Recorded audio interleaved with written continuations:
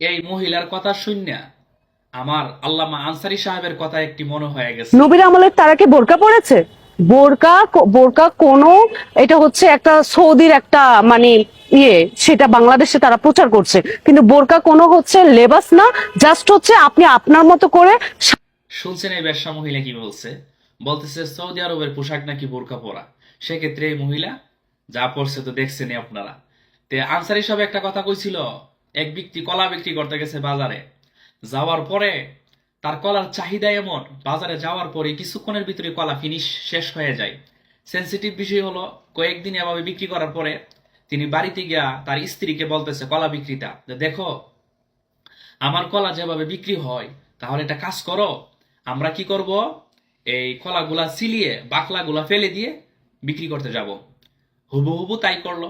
রাতের বেলা সারা রাত্র উজাগরি করে কলাগুলা সিলিয়ে একটা পাতিলের মধ্যে রাখছে, রাখার পরে ক্যারেটে রাখছে, রাখার পরে বাজারে গেছে। বাজারে যাওয়ার পরে এখন আর কাস্টমার নাই। ওই আনসার হিসাবে বলতেছে মাসি আইসা বুন বুন বুন বুন বুন বুন করে। তখন আর মাসি কাস্টমার, মানুষ কাস্টমার নাই।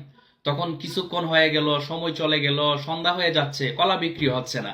তখন ওই কলা বিক্রেতা কি করবে, এতগুলা কলা এখন রস বায়া ব্যবহার করতেছে, শিলা কলা।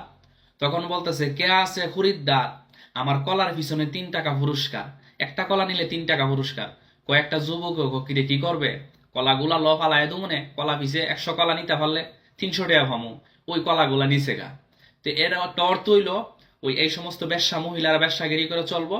আর বাপ মা বিয়া দিবার সময় তখন কি কইব, কে আছো আমার মেয়ের খরিদ্দার, আমার মেয়ের পিছনে আছে বাইক আর হুন্ডার পুরস্কার অথবা ফ্রিজ পুরস্কার। তখনই এভাবে বিয়া দেওয়া হয়। এই মেয়েটাকে নিয়ে আরো কয়েকটা ভিডিও আসবে। যারা ফলো দেন না এখনো ফলো দিয়ে রাখেন, যারা শেয়ার দেন না ভিডিওটি শেয়ার করে দেখেন, আর আমার ফেসবুকটা অবশ্যই ফলো দিয়ে রাখবেন। আসসালামু আলাইকুম ওয়া রাহমাতুল্লাহ।